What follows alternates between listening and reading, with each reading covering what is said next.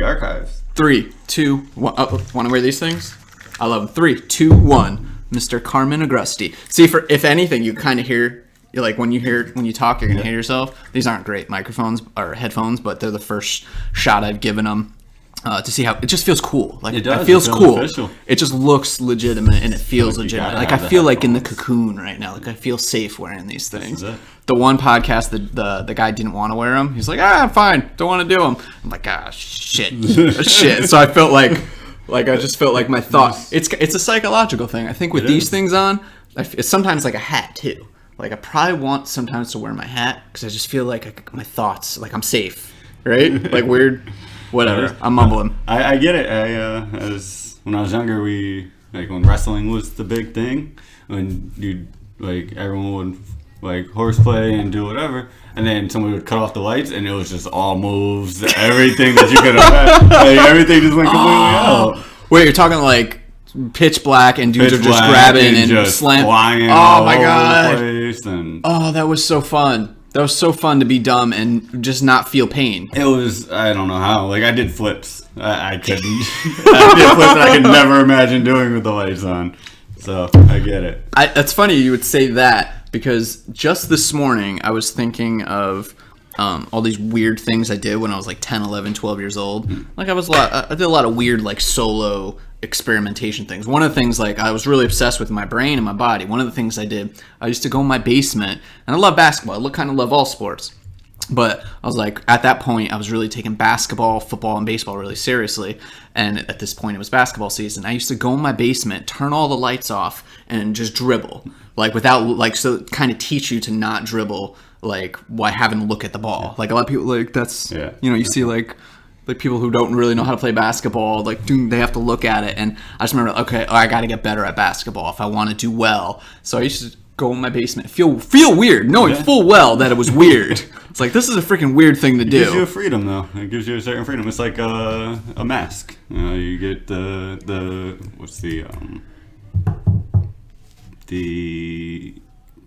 character for schools, the mascot. The mascot. The mascot is probably the dorkiest guy in the school, but in that mask, he gets to live out everything. So you're going to pull some stories from my brain. Did I ever tell you I was a mascot? No. Not in high school? So take away the dorky. No. This is... I wasn't the full-time mascot, but I did participate in the big leagues, the professional mascot world. I was the mascot assistant to the Philadelphia Eagles mascot, Swoop. I was Swoop Jr., and for... What years were those? 2002 to 2005. I was an intern in the accounting department at the Eagles, but it started with getting the marketing position with Swoop, the mascot. And I took that internship with him, and then I applied and I had the accounting internship as well. So during the week, I did 9 to 5 in the Eagles accounting department, and then on the weekends and Monday night games and Thursday night games. I don't know if we had Thursday night games back then. But anyways, the Eagles games, I would go to the Eagles games, and it's pretty ballin'. On the field. I've seen 20 NFL games on the field, free.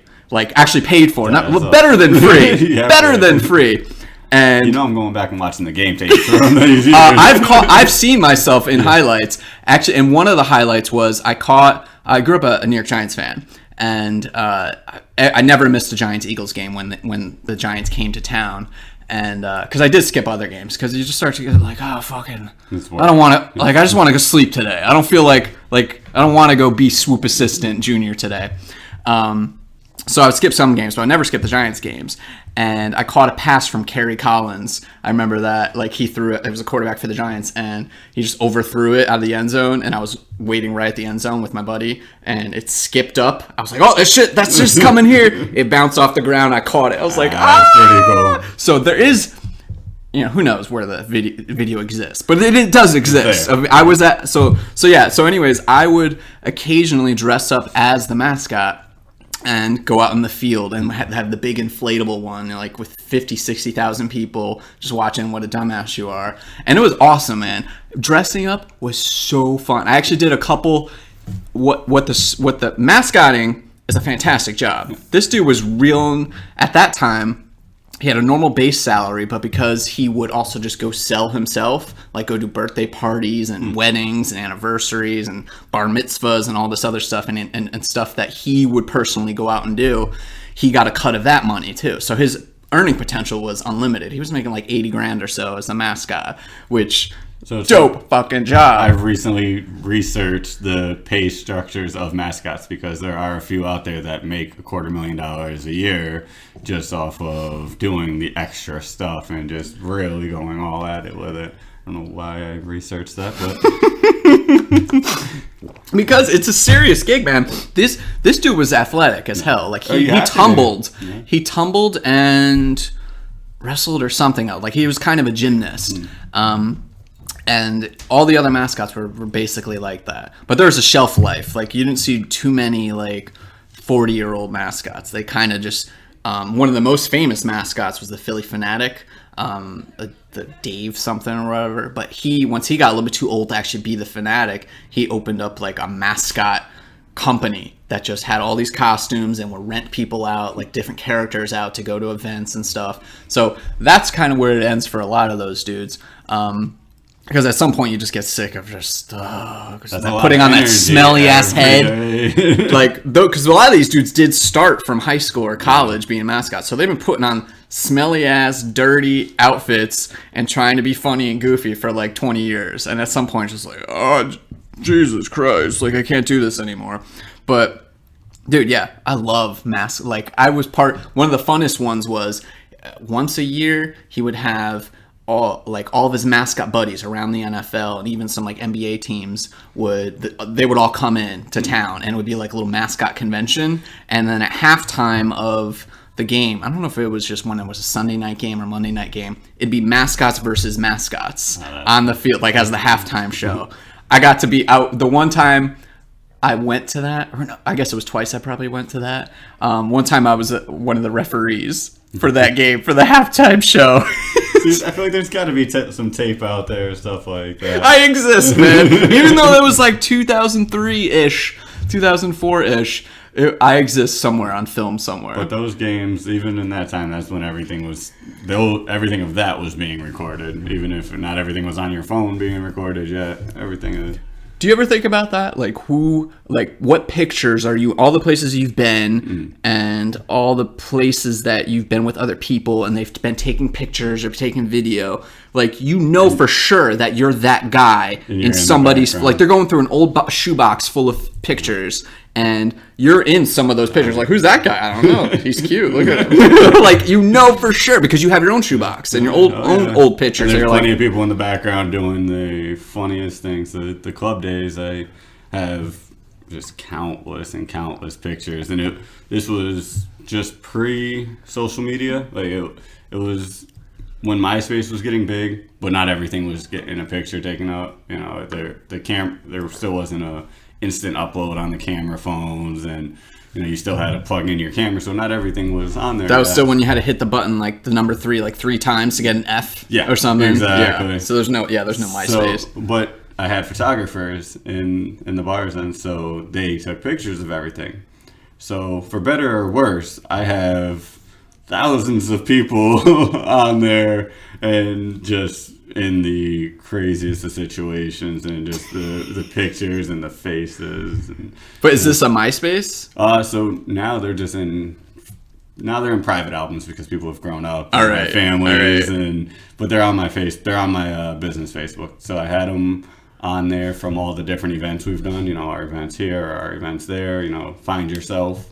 And then as I started seeing people were getting married and having kids, and I decided to make all those albums private for them. Right. But that's a risk with us now, right? Like, you expose yourself to showing what growing up looks like. Oh, yeah. And then you're like, oh shit, that was 5-10 years ago before I became this person. Yeah. Oh God, please don't judge me in who I used to be. Like, that's a real thing now. Yeah. I can feel...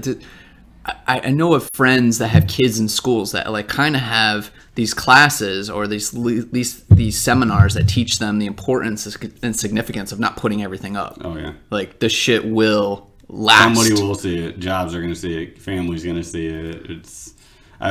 always been, just because of the business, I've always been super conscious. So you'll never see a drunken picture of me online. They just don't exist.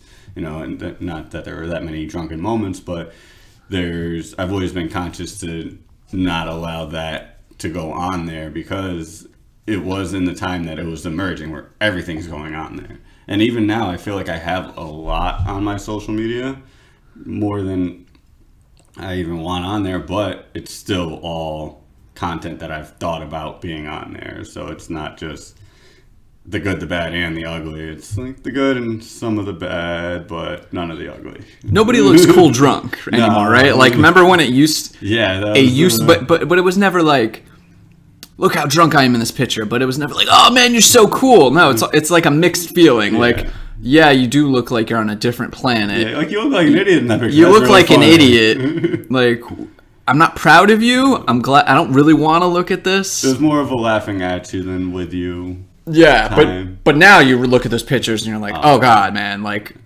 I don't want to look like that because I know how I'm gonna feel after that. Like, I'm not good. I'm a terrible drinker. Yeah, I've gotten awful. I might have maybe 20 beers a year, maybe at most. Like, that's a high end, and that's not even like trying. I'm not even actively resisting it. I just don't care. I'm like, nah, I just don't want any. But I used to, when I lived in Florida, it was beer in the fridge all the time. It was beer and bowls of spaghetti. That was basically my diet in Florida. The bowls of spaghetti allow you to drink more beer. They do. Yeah, but even so, I was never that big of a drinker. Like, even throughout all my time in the bar, and you figure nearly 10 years, almost 7 days a week. If was it that much? Yeah, just between one event or another, Monday night football to Saturday night club night, and then Wednesday night we did musicians, and so there was always something going on. And figure take a couple days throughout the year, so we'll call it like an average of 5 to 6, but for 10 years, so. Jesus. But I never was a heavy drinker. Throughout those 10 years, I can count on one hand how many times I was actually drunk, and they were all, I was working, so I wasn't at the club partying. I was working, so I'd always have a drink in my hand. Typically, it would be 90% juice, a little bit of alcohol, and I would go through, on average, 8 drinks a night. And so it sounds like I drank 8 drinks a night, which would be a lot, but it was really, I would give one away, I would leave 3, 2 would get spilled. So throughout the night, I'd have the equivalent of 1 drink, but I'd always have a drink in my hand, so nobody would give me one. Nobody would give me a shot of vodka, or nobody would give me this. Nope, I'm good. You would look weird without a drink in your hand in the club, right? Exactly. Like, if I'm just visualizing me being in the club, which has been quite some time, it's hard. Like, what do you do if you don't have a drink in your hand? Especially if you're like there promoting and working, and I want other people to hey, I'm into yeah, exactly. If that's part of the deal, like you're there, you're invited there to encourage drinking and encourage people to buy drinks. But yeah, I can't imagine just like standing there and not having a drink. You would look weird. I wouldn't trust you. I have a few friends that are actively in the scene, and now they're probably the top of the scene, but they don't drink. They don't drink, they don't smoke, they don't do any drugs, they don't, he has juice, has pineapple juice, and that's the only drink you'll ever see him with in the bar. Do you think that's from having done it so long and seen people make a fool of themselves? He never did. The one person I'm thinking of in particular, he doesn't drink outside of the bar, doesn't drink, but he is big in that scene, and everybody else around him always drinks. He would refuse to drink with me. Still to this day, I'm like, hey, you want to go out for a drink? No, oh, you want to go out to get something to eat? It's funny having friends that either through high school or college, like, of course, when you're duding out and going on camping trips or just hanging out in dorm rooms or just going to the bar and living the young 20-year-old life, a lot of it was centered around drinking and going out and hanging out, because it's like, okay, that's what we're supposed to do, because I don't know what else we're supposed to do, so let's go do that. So hanging out with those people now, say I haven't seen people in 2, 3, 4, 5 years, and I'm like, nah, don't really drink, man. Like, what? Well, what do you do? Like, how often do you... I'm like, I do lots of other shit. Okay. Like, I've evolved for sure. I'm not saying that they haven't evolved, but our relationship was so based on that kind of hanging out that they hear it now. They're like, "What are you talking about? You don't drink? Like you and your girlfriend don't go out and drink?" No, we don't. Like we never really did that, anyways. One, because we're probably both really annoying drunks to each other. Like, to me, she annoys me. To her friends, when she's drunk, they think she's hilarious, which she kind of is. But to me, I'm like, I gotta take care of her. You're each other's responsibility. Yeah, exactly. And when I'm drunk, I just become more of me, which I guess me can become a bit loud. Me can be loud. And, and I get more opinionated and more confident in what I'm saying. And she has a hard time managing that. But she also likes watching it with, say, if I'm with a friend getting drunk. I mean, not even drunk anymore, but just say like two, because it takes me a drink. If I have a Guinness, I'm like loosey-goosey now. And so if she sees me after a drink with a friend, she's entertained. And I know my friend's entertained. But for me, like the joy of drinking might be like an hour and a half window. And then I'm just like, all right, it's like 9:30. I want to go sleep. I just want to go sleep. And then I wake up, I'm like, oh God, why did I have 3 beers, man? I don't know. It's kind of funny to think that I never loved drink anyway, so maybe it's not that funny to think of that. But it is kind of funny when I hear other friends' reactions that are like, what? Yeah. What do you mean? I'm like, dude. It's a thing to figure out what else to do with people. Like, to this day, all my relationships were, the friends. Like, I have long-term friends, but all of my social network were based around the bar and based around going out for drinks, and I want coming to my events for drinks, so they were all just that. There was never any like, let's go here or there, go for a hike or any of that stuff. So now I don't see any of those people because I'm not going out and doing that, and I'm perfectly fine with it. Now I'm meeting new people that actually aren't into that, and now they're into the different things. So I'm going, and this upcoming week I'm going to watch hip-hop artist, one of the Wu-Tang members, speak. Wait, who? Master Killer. Where? It's Indiana College. What? Yeah, What? Yeah. Dude, I'm Wu-Tang through and through. We did mention the other day, we're talking to you something about Noriega. Yeah. We started going to old school hip-hop. What's Master Killer going to talk about? He's just going to talk, which is an exciting thing for me, because rather than just going and seeing him perform, like, I'd rather go hear the stories. Don't get me wrong, I saw Wu-Tang perform in a tiny venue, and it was amazing. It was The full clan? The full clan. Ghostface, you know who's... Not ODB, but the full clan. Okay. This wasn't Big Baby Jesus. This wasn't that long ago, Dude. Unfortunately, but it was... Once a month, I need to hear Brooklyn Zoo. Once a month, it gets me going. I gotta say, I'm not... I'm the era right past Wu-Tang, really. I appreciate them for the legacy. I had a Wu-Tang W on my wall, painted with Carmen going through it. And what? Yeah, I wish I had a picture of that, but from just a local neighborhood artist. And so I appreciate them for the legacy. I'm gonna love going and just hearing them speak and being in that presence. To see them perform was amazing. To see Cream performed with all of them in this couple 100-person venue was beautiful. Method Man was walking on people. It was intense, but so to just go and hear him perform, like, that's something different. And the person I'm going with doesn't drink, doesn't indulge at all. It's gonna just be a good time, something different, a different experience. Do you know Ghostface Killer? He plays in Montreal all the time. This is when I first went to Montreal. I think the first time was like 3 years ago. I didn't even know Wu-Tang still went out and did anything. I didn't know any of the members went out and did anything because it didn't come across my radar. Yeah, it didn't come across my radar. And then I go to a big city like Montreal and I see Ghostface play there. And then I don't know if it was the Chef or somebody else was playing like a few months later. Again, another member of the Wu-Tang. I'm like, what is going on? The Canadians love Wu-Tang. Other countries, I mean, where we have an appreciation for them here, and they have, a cult following here, they have just, tens of thousands of people that show up into these other cities. They go out and, they do Africa, they do any of the Asian countries, and I'm sure Japan loves them. Like they go there and they're just gods, so they could tour there the rest of their lives and never have to step foot back in the States and make money. They probably get some royalty checks here and there. Oh yeah, I'm sure. I remember who was it that broke it down? Genius gets royalty checks, but he pretty much gets all the money from the collective of it. They don't spread it out? It's spread out in tiers, kind of. It's probably some weird ass 1990s bullshit. I just watched an interview on him this morning, actually.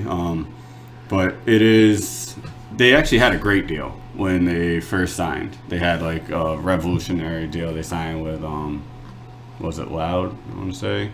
But they, with Steve Rifkin, and they had a deal that was a deal for the group, but then it allowed them each to go off and get their own solo deals, which was unheard of. At that time, most labels would have wanted to own all of everything that came out of it. And so they were able to stem off and get their own deals, but from Wu-Tang, just RZA really fully benefits because he technically owns it. They all can't use... And they all kind of acknowledge that too, though, right? They do. Yeah. So it's like without RZA... It was his master plan, really. Right. But without all of them, there was no master plan. It took the collective of it. So it's kind of what came first, the idea or the group or what made the other one matter. I remember, I don't know who said it. Maybe it was RZA, maybe it was Method Man, Redman was not part of the Wu-Tang, but he's like an honorary member, right? He's basically in. But I remember one of them saying that, because one of them was going out and doing their own record, and he's like, "Yo, they got beef with what's this? Let's just say it's Jizza.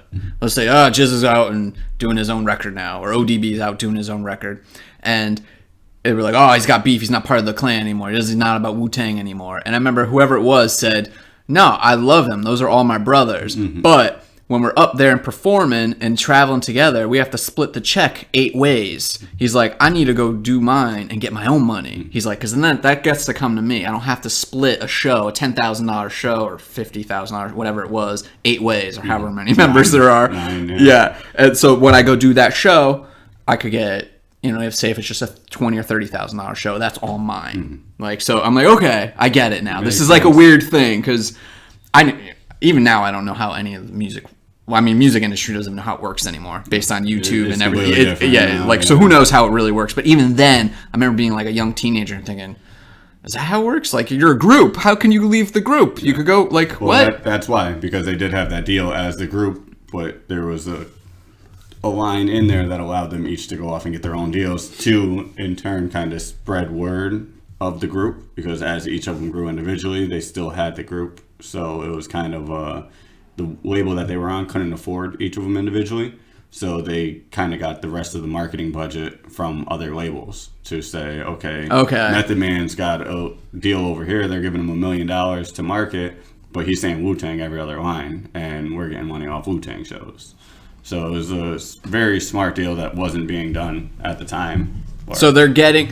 All right, so they're not, the other dudes aren't getting so much of the royalties, but at the time, and the understanding is if they did the show, that'd probably be where it's all equal. Yeah, and I want to say that where but the logo, for example, they all have to get permission and basically pay RZA to use the W on anything. They all can't just freely use it, which is, I guess, a point of contention at this moment between the group. Like, I guess there's this is old man shit now. Yeah, they're in their 40s and stuff. They're like, man, just give me my money. Like, I got family, I got kids to feed. I need to get mine. I'm getting old. They just sold the last album for $2 million as a piece of art. Wait, was that the gold or no? The weird one-time album? Yeah, just the one-time album that wasn't heard by anybody else. Yeah, they sold it to that pharmaceutical prick who's going to jail or some shit, or at least it was taken back from him now because he's going to jail or they're taking a bunch of money from him. But so well, imagine after paying your legal fees with a Wu-Tang album. This is worth $2 million. How much OJ? Do what they did for OJ. Will this Wu-Tang record buy that? Who's your favorite hip hop? Jay-Z. Jay-Z? Yeah. Forever? Yeah. God damn, he's good. everything I've always liked Jay-Z, but I don't forget what year it came out, but when he came out with Girls, Girls, Girls, I was like, girls. I was like, dude, this dude, any song, like I hadn't heard from him in a while, like for whatever reason. I don't know, it's been a while since his previous album or whatever, but when that album came out and I heard that song, I was like, everything he does is great. I listened to the album. Everything is great. Like, go ahead, go take 3 years off, 4 years off in between albums, because you're going to produce some awesome shit. And I just remember, like, he's a rock star. He's not just a rapper. That dude was the first one in my mind that is a rock star. And we know what that means. It doesn't mean like rock and roll. No, that means like you are a genre. You are music. Right. You are a level of talent and hard work. He's another one where he's headlining a hardcore rock and roll show, but he's headlining the show because more people are coming out in Germany or wherever they were for him. So 100,000 people came out to the show and he headlined the festival. That was, so he can do things like that where it's not just confined to hip hop genre. Because he crosses over. There's no way. That's just good music. Yeah. Well, that's the silly thing. To me, like classifying music is really strange to me because I'm not a hip hop person. I'm not a rock and roll person. I go to symphony. I just love good music, and I listen to some really bad good music. Like there's some really bad rap, like Southern Crunk. I love some Southern Crunk and some Chicago drill. Oh my God, some Chief Keef. I love that shit, and it's bad. It's so bad. And Fredo Sant. I love that shit so much.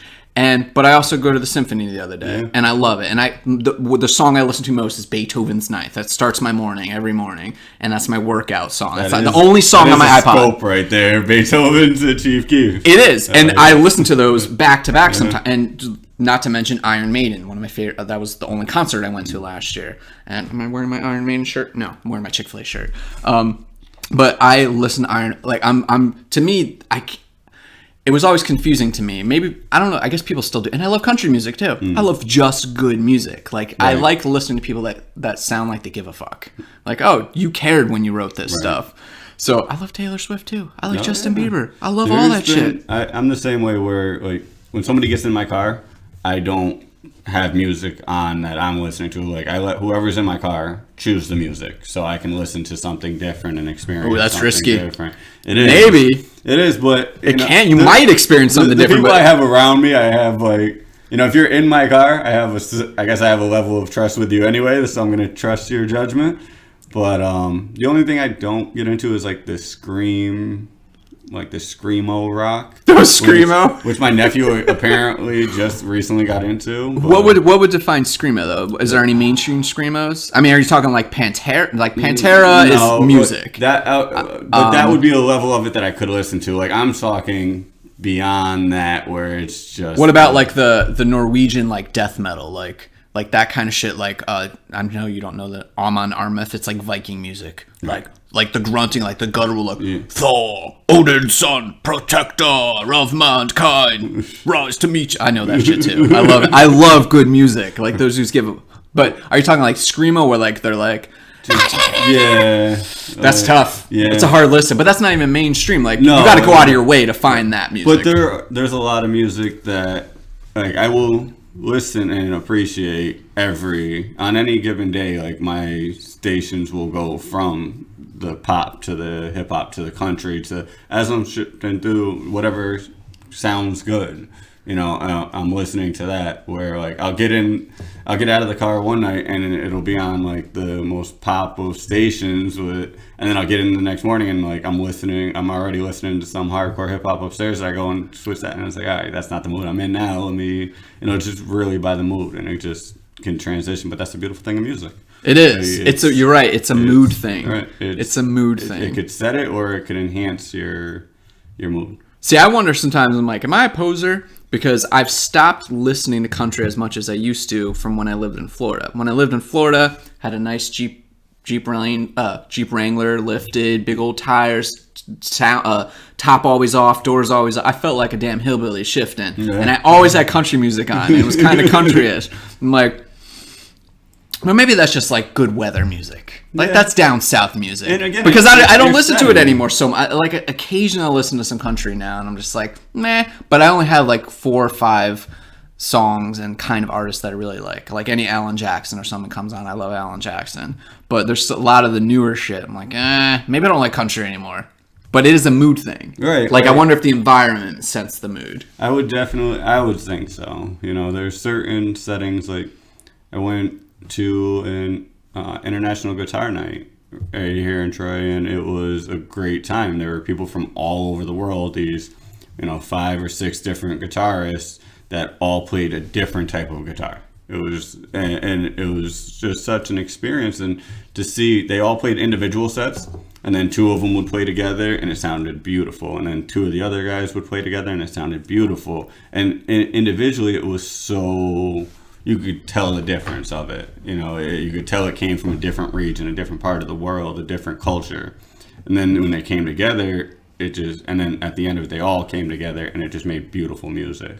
So it's things like that, where the same with, Nelly doing a song with Florida Georgia Line, and it's an amazing song, and then that's a song that can get played down south or up here, and it's still, I could be riding the streets here or riding the streets down south, and it's still a good song to listen to. It's a crossover thing. So to bring it back to Jay-Z, it was even beginning in hip-hop, like his big thing was, he didn't actually do songs with people from around here in the beginning. He did a song with Too Short on the West Coast. He did a song with Scarface down south. So, like, he broke into those markets by working with the biggest people. And even though the 2 types of music are those 3, they're all under the hip-hop umbrella, but they're all completely different music. Scarface doesn't sound anything like Jay-Z, or either of them sound like Too Short, but all of it together just worked. Yeah. Do you know that I've been looking for, so the last 2 years, every record store I've ever gone into for the last 2 years, I've been looking for a Too Short LP, like an actual vinyl. They're not easy to find. No. I want Blowjob Betty on vinyl so bad. That's poetry, man. That dude's a freaking poet. And I don't know the song name, but just coincidentally yesterday, I was listening to a Too Short song on like Shade 4-5, and he said a couple lines, and I was like, wait, he gets it. Like, I've had that experience that he's talking about, and I know a lot of people that can't relate to that, but he gets it. Like, he understands those. I hear you, Short. I hear you, Mr. Short. I had a whole thought of it where, like, somebody else understands what it's like to have that amazing experience. That's like someone listening to a country song with somebody talking about their dead dog. Oh, and then my mama left me and my dog died. You get me so much. Blowjob Betty gets you. That's the other thing about music, like, and I've recognized this from the beginning of listening to music. If you listen to a hip-hop song or a country song or a rock and roll song, I don't care. They are the same lyrics. They are said with a different accent. They are said with a different slang. It is my emotions. I'm fighting with my girl, or my parents were on drugs, or we were poor in the projects or the trailer park, but it is the emotion of a human. So it's not, and like, it's a different setting, but it's the same. It's a culture. It's where you have the experiences that set the tone. It's not really the person. It's like I always say to myself, I'm not a special individual for anything I've experienced. I just have a voice that actually speaks it.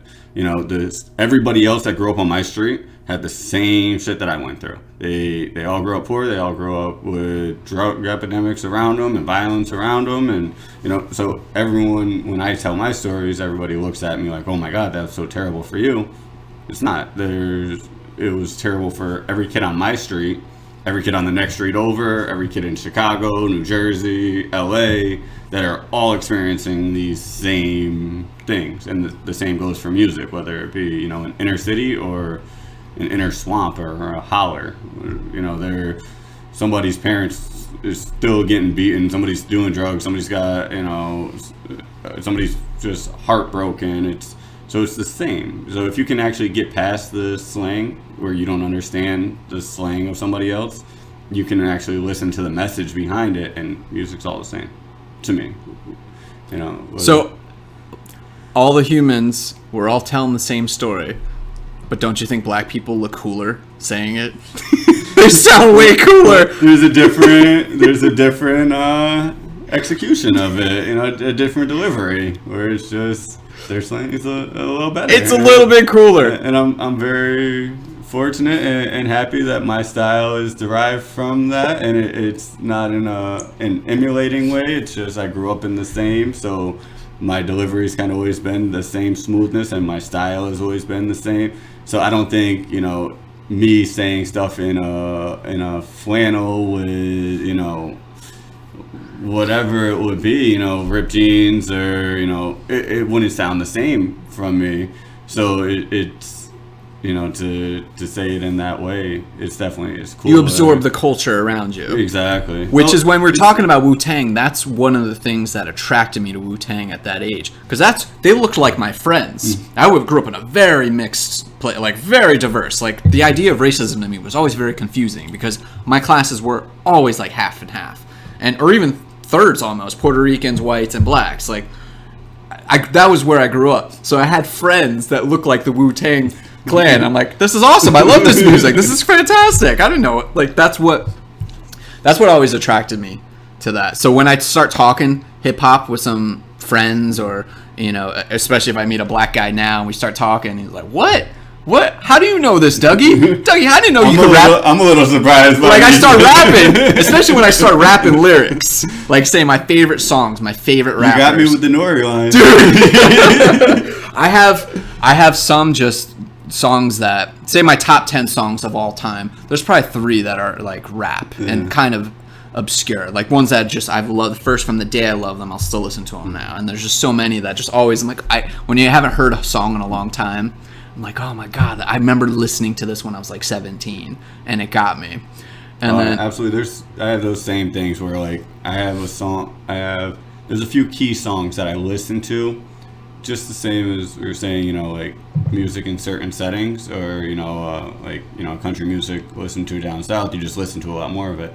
Like for me, it's like points of my life where like if I'm feeling like I'm slacking and I need to grind more, I watch Belly because I want to just get back into that. I don't know Belly. What is that? It's DMX, Nas, Method Man. It's basically the Black Man Scarface. Okay. It's a classic hood film. It could be considered terrible or completely great. There's no real in-between judgment of it. I say it on the great side because of where I was watching it, so the time it brings me back to. So I watch it when I need to almost every time I want to take on a new endeavor or like really step things up, I watch that movie. I shut everything off, cut everybody off out of my life. There's only one person I'll actually watch that movie with and it's one of my best friends. He watches it for the same reason. So, it's just a certain time where like, and then there's certain songs where like, I'll listen to DMX Slippin' when I'm really going through it because that was the song that brought me into hip hop. It brings me instantly back to that point, and it kind of gives me like the same strength that I used to get out of that point of my life. It kind of brings it reinstills it in me now, or I love when you're just saying Slippin' now, and you're giving songs in my head while I'm listening to you. Yeah. There's The Good Life, Kanye West. It was the song that set the tone for me changing my life. Like I walked into the club the first time I ever walked in, and The Good Life was coming on, and this was right at that time where it was like AO technology and that, and I was 16, 17 years old, and I walked in and just the lyrics of it, welcome to the good life, and instantly like I'm having the thoughts of what I'm going to do with this business, and it turned out to be the next 10 years of my life.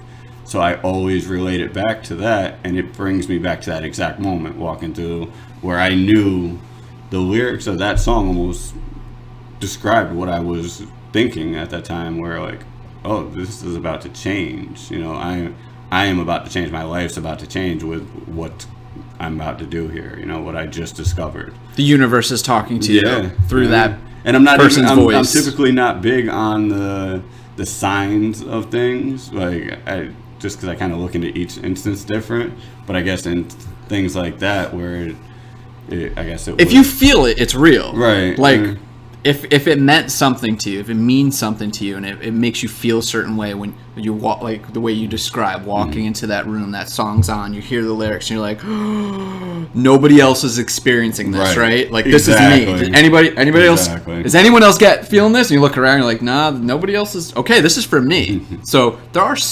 I do believe that. I do believe that there are signs in this universe if you pay attention enough. If you pay attention, if you like, I'm open to the possibility that this is like a simulation. I'm very much open to that this isn't like that we're in some kind of matrix or something, because there's so many weird random things that happen, and that things that you keep going back to, like what was the name of the movie? Belly. Yeah. So that's like your. So you just pop that in when it's time to focus. Yeah, it's when I gotta grind, really. When I need to, like, there's just a certain level of grind where at that time I was just in the streets, just doing absolutely everything it took to not be there, to do more. And that was the soundtrack for it. So when's the last time you watched it? Or do you even need to watch it anymore, or can you just get there in your head? No, I can get there in my head, but I like to watch it. And it was about 2 years ago where I went through the last 4 years of my life were like a very interesting time for me, where like leading up to it, I was set in my life. I was extremely established as something, and not just a club guy, but just a successful young entrepreneur in all these different ways. And I was extremely okay with that. I embraced that image of it. I loved it. It was something I worked very hard to create. And it was then over the last, I started questioning that for many, many reasons. I started questioning everything that I have done, everything that I was, and it was always like a battle, because I knew I like me, but I was having these outside effects that were making me question things, and just they all kind of compiled, and then it all compiled at once, and everything kind of hit the fan, and it was a matter of like, all right, what am I gonna do now? And I got to get back to me, and entirely back to me, So I watched that, and that was the last time I watched it, was to really say, okay, what are you going to do? How are you going to approach this now? Keep some of the new stuff you like, get rid of a lot of the new stuff you don't like, get rid of some of the old stuff you don't like. But it was a matter of becoming me, and that was kind of a reminder of who I am at my core, where it was just, I had strayed very far away from that, and everybody around me could see that, and I could see it, but I couldn't stop it. It was just something that was just continuously rolling and getting worse and worse, where, I always use my appearance as a great example of it, because I went from being clean cut, 2 haircuts a week, shaved every day, to a beard, big beard, and obviously the long hair, and just like I was literally hiding, and I didn't really know why. Like, from leaving the scene, I wanted to leaving the club scene, and so I went from being in front of a camera every day. So I always had to be camera ready, almost, right? Like, so because you're always in the background of somebody's picture, or you're always, for me, people would ask me to take pictures of them every day. So I would, I just became a thing, and I like being that clean cut, fresh guy. So I kind of rebelled against all that, where I'm like, all right, I'm just going to change everything now, because I did that. I mastered that, and now what else is there left for me to do with it? So let me go in and move into this world and change all these things. And it's like, I didn't need to change everything to enter the world, the new world of it. So it was just, 2 years went by, everything happened, watched the movie, and obviously other things, did some soul searching, refining myself, and that would, to answer your question, that was the last time I watched it, and it did do exactly what I needed it to do. Is that a reset button? Yeah, it's you got rid, like you said, you got rid of some old shit, right? The shit that you didn't like. Yeah, it's difficult, man. It's difficult to stop, right? To stop, like it sounds like you're what you're describing is you're on a path of momentum, and you're just running on momentum. You're like, who the fuck am I? Like, I'm just going this way. What am I doing? Yeah. And it's really hard to stop that momentum. And if you find a movie that can do that for you, if that could put it's hard just to stop and recognize that you need to stop. Yeah. And then it's like, okay, I need to stop, but how the hell do I stop? How do I stop this momentum and like figure out like, who is Carmen? Who am I? That was the fun thing, the marrying the old with the new, to come up with a balance of it. And that's been a solid 4-year stretch where I feel like, even though I say I did that 2 years ago, and it put me back in the mind frame, it didn't come to fruition until 6-8 months ago. So it still took time, but it put me back on that path where I'm like, okay, now I'm recognizing. So it's not like an overnight thing. Dude, anything worthwhile isn't. Right, It's work. Right. People don't like to work. It put me in the thought of working towards it rather than just letting it keep going the other way that I knew I wasn't for. And, so it put me back on that path. And then it brought me to today where now I feel like I have, again, married the two, where it's just both and I'm happy with it now. It's not too far any direction. It's just me. But are you open? Like we've had talks like this before. We've kind of gone down hinted at this, the whole like, who the hell are you? What are you doing? What's the purpose of life? All that fun stuff, hippy dippy bullshit sometimes. But it always comes back to like improving yourself. Like, all right, what am I good at? What should I do next? What should I do next? Become the best version of yourself.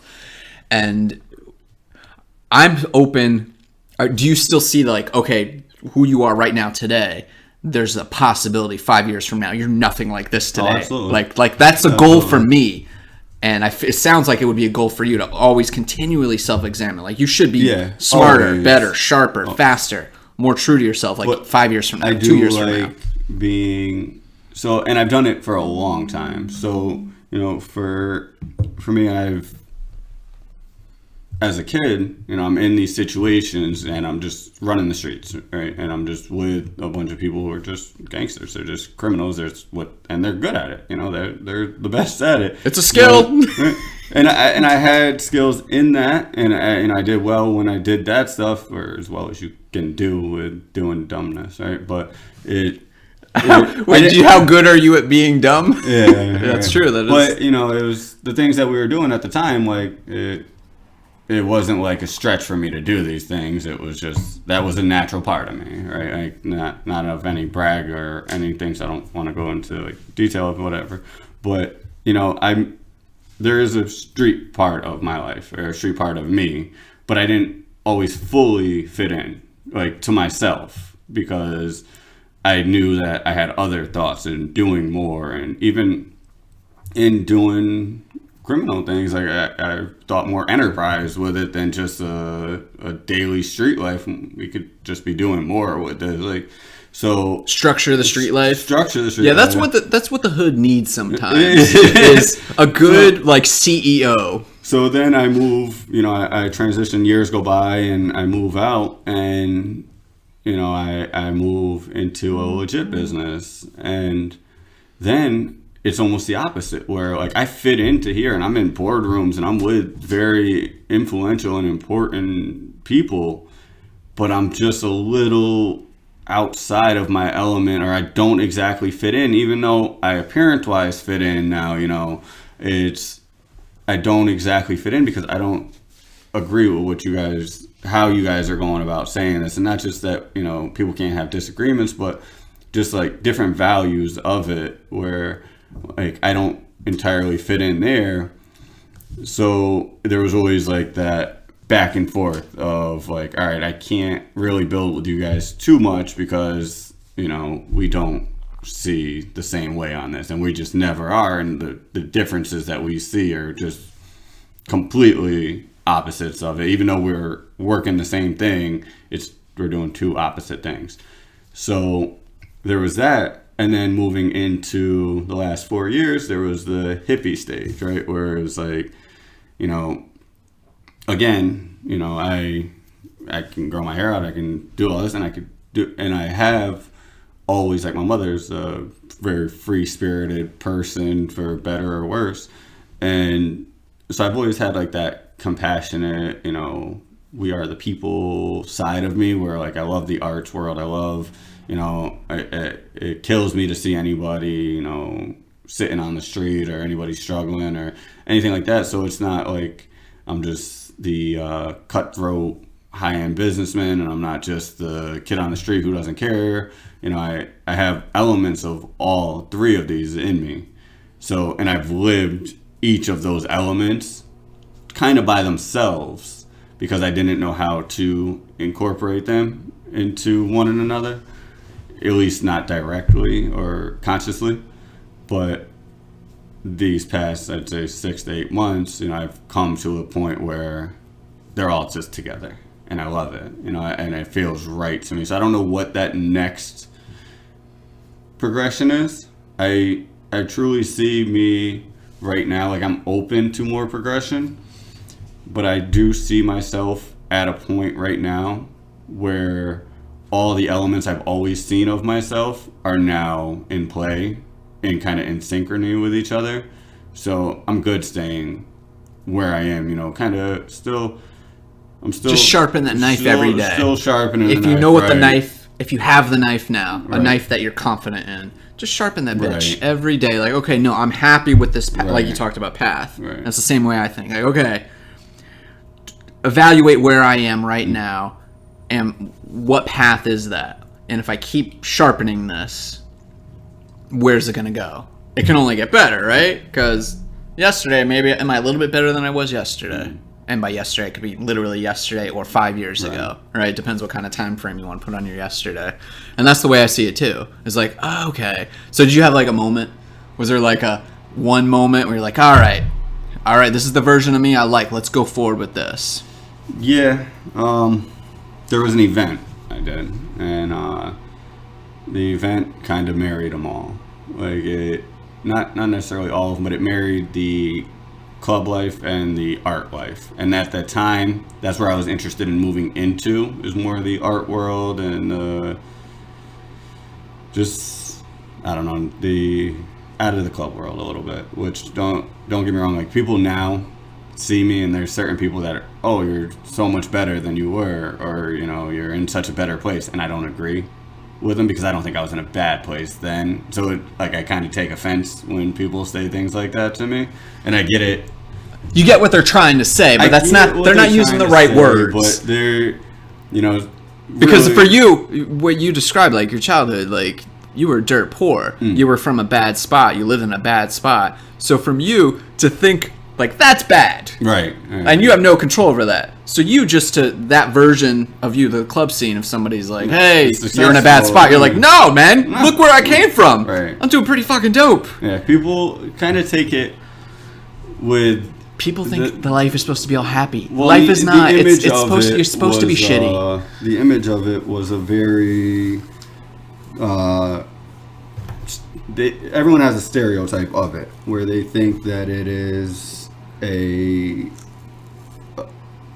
I'm there drunk, I'm there with females, I'm there because of females around, and it was never that. You know, I've told you off camera that, you know, it's more the experience. There's no camera. I lied. Oh, okay. I told you off mic. No, there's definitely a camera. There's I told you off mic that there's definitely a camera. off People the watching. record. It's you. There's either people, strangers, or you watching you do your hair right now. You get to see how you look doing. A your guy hair. got famous off of doing a man bun. This man made $1.5 million last year off of doing a damn man bun on YouTube. Yes. What? So I think I should have grew my hair out a little bit longer. It doesn't need to be longer for a man bun? No, this is it. No. Dude, I'm gonna say you got pretty freaking long hair. I mean, like a little bit earlier, rather.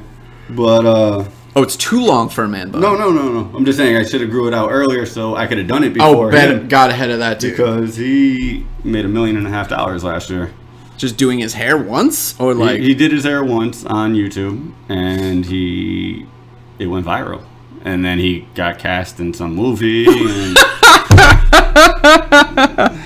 And I gotta I say, can't keep up with it. I think my I hair's can't a little keep up better. with this world, man. Like, how is that a thing? That's the thing. Just How? from doing what I just did in that short amount of time to say, okay, let me. I'm just doing it because this hat. I gotta be was honest, hot. man. I had to look away a little bit because I'm used to only chicks doing that, and it's awesome to look at chicks do it. So I was kind of getting like. I was having contending feelings going on. Like, no, I like watching when women do this with their hair.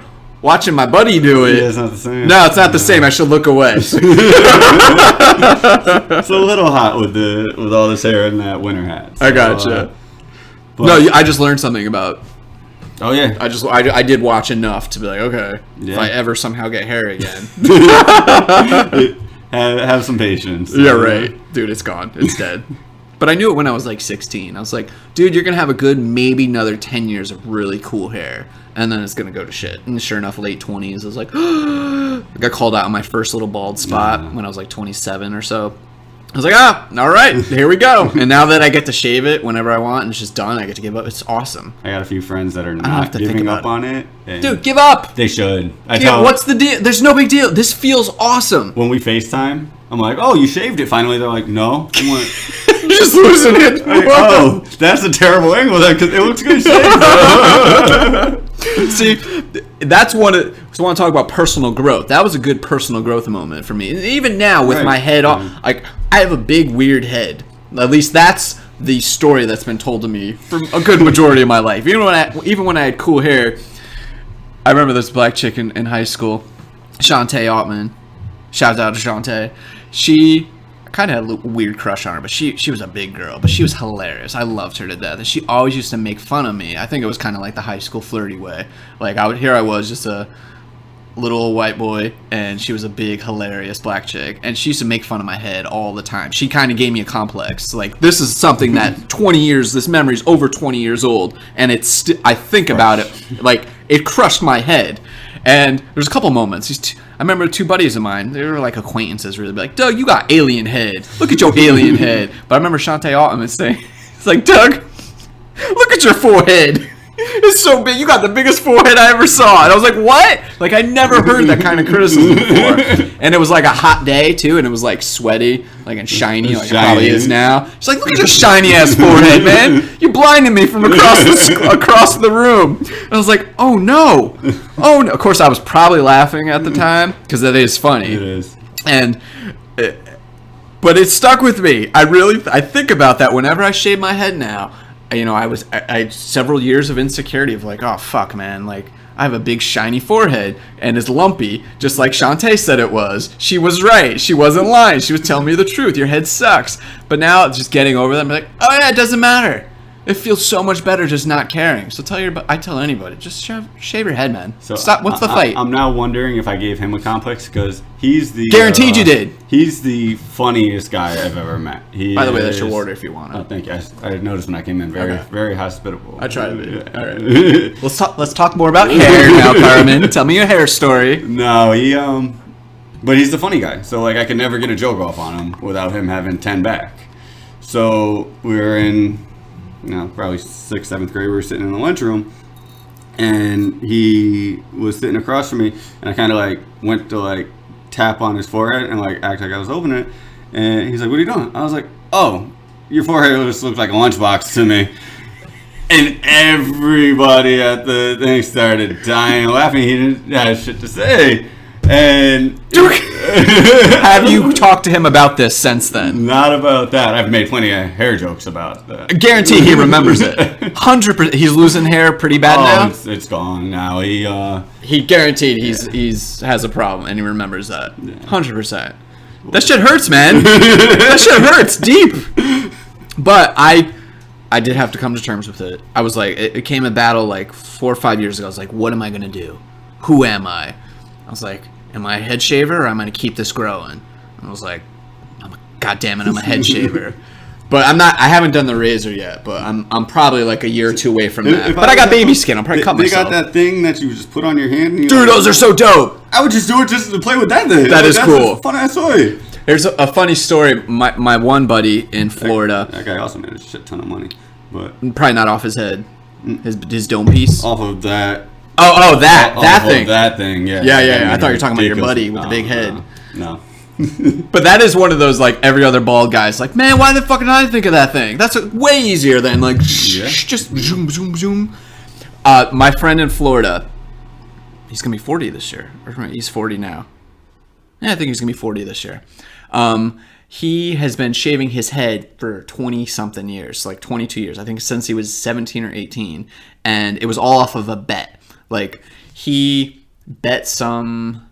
I think they bet he lived in Florida at the time, went to FSU, and they bet like a Florida State game or something. Or it might have been something dumb. I'm gonna have to re-up. I'm probably fucking this story up. But anyways, he lost a bet, had to shave his head, decided he loved it.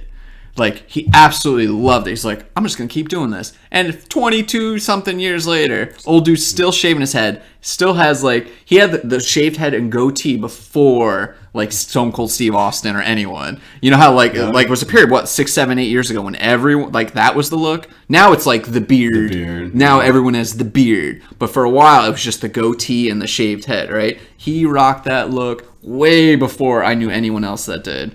And I was like, you kind of look like a douchebag now. Like, he still rocks that same look. And I'm like, I don't know if anybody looks like that. It was cool when he was the innovator, the first person I ever saw look like that. And then when everyone was doing it, it's like, oh, you blend in. But now that no one does it and you look kind of shady, like I'm like, dude, you need to change up your game. And now, unfortunately, he can't grow his hair back because he's bald. So he's kind of screwed. Yeah, and you need facial hair. You can't be bald and no facial hair. It looks weird. Like, for me, it's whatever. I can't grow a beard. I look like trash, but because I am trash. But like, it is what it is. Like, but yeah, you need some kind of scrap, especially someone as white and pale as me. If I totally shaved hair, shaved my face, I don't think my girl could look at me.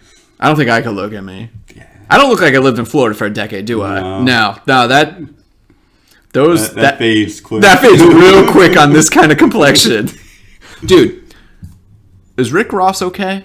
I don't know. I know he's out of the hospital. All right. I saw that. Oh, Maybach music. I didn't know what he was actually in the hospital for. I know that... It sounded bad. It sounded bad. It sounded like he... So, I read a headline on it, and this can transition into something, because it was one of those headlines that, if you read it at value, it sounds terrible. Then, if you actually slow down and read it, it's Rick Ross on a type of life support machine. So that doesn't necessarily say he's like hanging on by a thread. Yeah, because does that mean IV? Right. Is he getting salt dripped into his veins? Exactly. So he's on a type of life support machine, which could be in anything. And I'm sure, he maybe had some real medical issue. Not to take anything away from it. Always okay. But that's one of those headlines that I hate, that's like the way that it goes, is because everyone just retweets it or shares. There's no fact checking going on. It's just, we saw a headline, everybody's... shit, he's dead. He's dead now. Yeah. He's on life support and he's got 2 minutes before he's gone. Like, it doesn't say any of that. I saw the picture where they show the Bentley parked outside of the house. Like, the family heard, he got rushed to the hospital. So because the ambulance came. Yeah, and he was apparently like fighting with the EMT people that showed up at his house. And so anyways, they took him away to the hospital, and then the family found out, and they all got in the Bentley and like drove to the hospital. And I remember they showed the picture of the Bentley outside the hospital waiting area or the emergency room. The doors were wide open. They had just ran out of the car and left it. An unattended Bentley sitting down in, Miami or Lauderdale? Whatever. A place that you don't leave an unattended Bentley. Well, hey, when the person that bought the Bentley for you is... That's what happened, yeah, right? Yeah. Like, this ain't gonna be worth shit if he died. He can't make the payment on that. That Bentley's as good as gone anyway. I love Rick Ross, too. I do. In that movie, does DMX bark a lot? No, but he's him. He's his character, but he doesn't bark a lot. All right, because I'm a big fan. That's my only problem with Slidden. He doesn't bark enough in it. Yeah, he's got the dog in the dog. This entire song is primarily surrounded around that dog, and it's a true story. Like he really went out and stole a dog and ran the streets with it. What? And, oh yeah, was it a baby pit bull? Oh yeah, yeah. He's probably the truest artist of hip hop. where everything that he said, he's pretty much lived, and then somewhere. He used to. It's funny, you know, Swiss Beats now is like an art, like he's just a huge superstar now, right? He's not just a hip hop star. He does Tesla's designs, and he's like the CEO for like, or not CEO, but the directive creator for like Kodak, or, you know, he's with big companies now. And they used to walk around with a sawed-off shotgun robbing people on a daily basis, you know, where that, and so talk about progression and talk about evolution, that's right there, where if he can go from that to that, you know, now he's got $20 million sculptures in his house, and he actually appreciates the art, not just buying it for having a $20 million sculpture. It's a beautiful thing to be able to evolve. I remember when I really started liking him, like appreciate him as a person, because this is like still pre-internet and shit. When DMX was really just hitting the scene, there was no internet, there was no so you never got a sense of connectivity to the person. It was just their music and interviews they did, and it's like it's always like second or third source, you get it. But I remember when he was in jail, was it tax evasion? Was that one of the things they got him in for? I'm sure. I think it was something like that. And he was going for a hearing in front of the judge, and they showed this on TV, and he started yelling, like pissed off that he was in jail for this shit. And I'm like, oh, I see the real person. This dude doesn't give a fuck. He doesn't care. Like, I think they might have held him in contempt of court or something because of his outburst. But I'm like, oh, he doesn't care. And it made me like, of course, respect him a bit more, because I'm like, he's not there he's just speaking exactly how I would want him to speak. Like, he was if he has this persona, right? Like you said, like he is the real deal. Mm-hmm. And I would look to him in that, I was like, he doesn't give a fuck about a judge. He's the real deal. He doesn't care how long they send him to jail. He doesn't care. He has baby pit bulls front of the streets. He's literally, I mean, as a kid, just living the streets, like just living the streets, walking the streets day in and day out, you know, nights throughout the nights. Like I can remember listening to that song, walking the streets in the middle of the night, and just it literally plays to that exact feeling. You know, it is that I'm listening to a reality of, and it gets you sharp. It gets you pumped. It does. That's a great. And it always will be. You know, that's one of those songs that, you know, you listen to it and it will bring me back to that exact time, and it'll bring me back to that exact mind. What city did you grow up in? I'm from Albany. Lived here until I was 8. Moved to Syracuse, all around, till I was about 15, and then moved back here, and then back to Syracuse for a year, and then back here for various reasons. But and I moved every 6 months. The longest I ever lived a place was a year and a half. So while with your parents? Yeah. As a kid? Yeah. And that was up until about 15. I moved out on my own at 15. So first apartment at 14, for second apartment at 15. So it was prior to that. And then my apartment was I kept for a while. You know. How's a 15-year-old get an apartment? First one I got with a few friends that were 18. And then the second one through a friend's parent who had it because of one reason or another. Had another house that he actually lived in. So basically he had services for one apartment and lived with his wife in another apartment, but had both of them, so we just rented it through him. So sounds like I'm gonna have to picture this friend as a drug dealer. I'm sorry. No, to think of why somebody would have just guns. No, nothing illegal. Hookers. Nothing. Why have a second house? Mainly illegal. No illegal operations. No illegal operations. Okay, all right. The fact of just to have the system, I guess, he couldn't. That's what it really is. I guess that's what it boils down to. To collect all the services that you can collect on being on services, you can't be under one household. So you would need another one. Mind you, we're 2 doors down from his. All right. Okay. So, but to collect all the services, you can't have them all under one. So this is game in the system. Pretty much. This game in the system, ODB style. ODB on MTV. You've seen that for sure. That's one of the best. I've been out of the limo.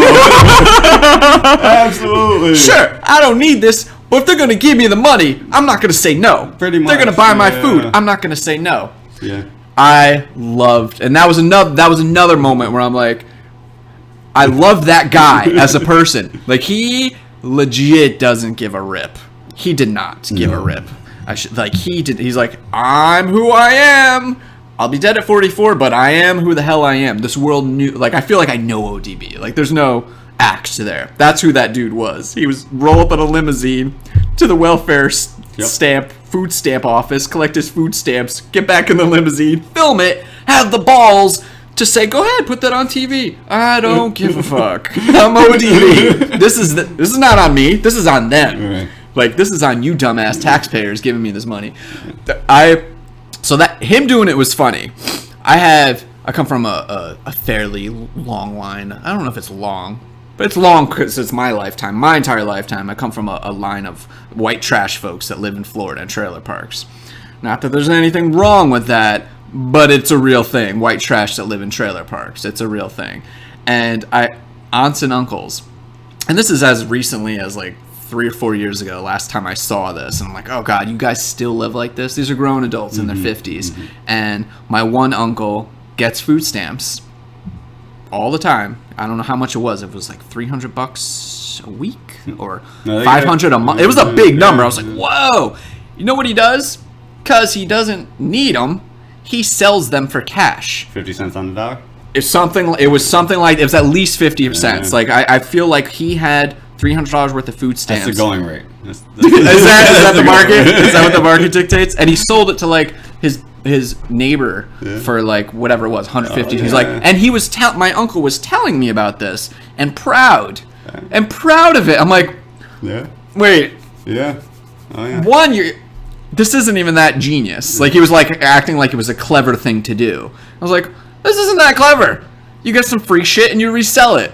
That's fine. But then the fact that I'm like, this is gross. I'm a taxpayer, and you're part of the problem, and part of people's complaints, which are right, that don't, like, you talk about hippie liberal self, want to help everyone, embrace. We all have that, right? But we all have that empathy. But there's plenty of people that just say, I don't care about those people. Like, there's so many people that are just gaming the system, and they're right. Well, and this is why I say I have many different elements, because I grew up on services.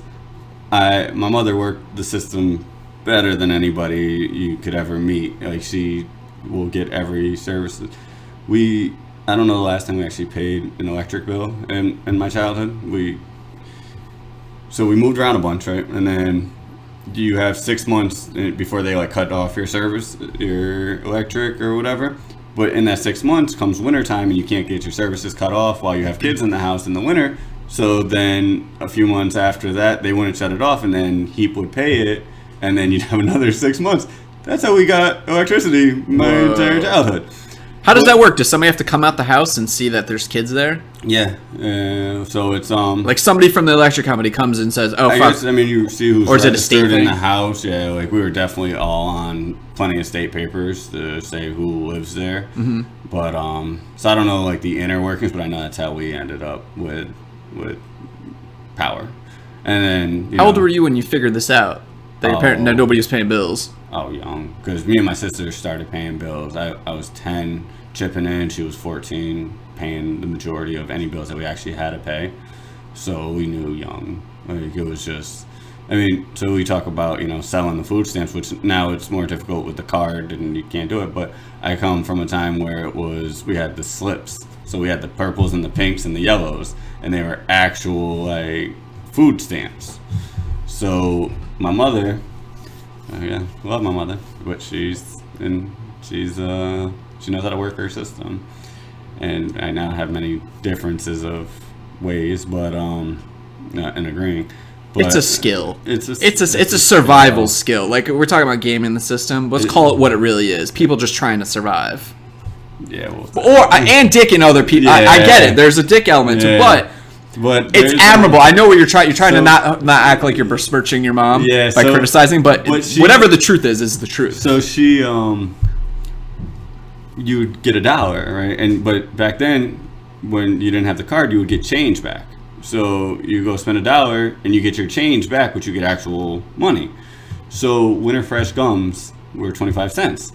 So I can't tell you how many packs of gum we went in and bought, and then give her the $1. And I'm talking in and out, enough for her to buy a pack of cigarettes with the 75 cents, added up back to back to back. So we had an endless amount of gum because that was the cheapest thing you can buy and get the most back from it. Or you can get 25 pack of gum at I think it's 27 cents after tax, and then you get the rest back in real money, and then you can go buy it back in Newports.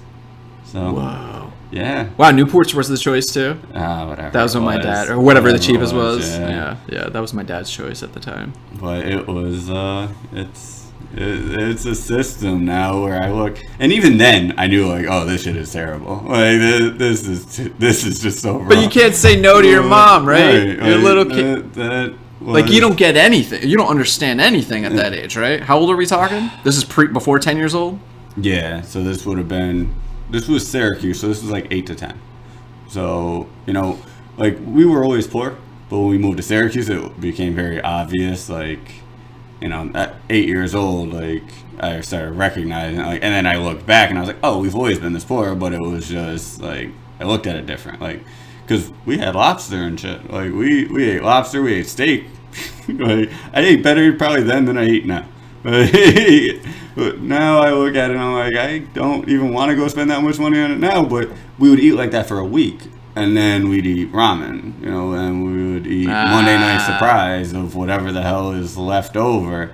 But we would ball out for a week, where we would just, have lobsters and steaks and shrimps and every day. So, like, are we talking like once a month? Pretty much. Once a month, you'd have a dope ass week. Whenever the money comes in, right? Like why is lobster everybody's go-to though?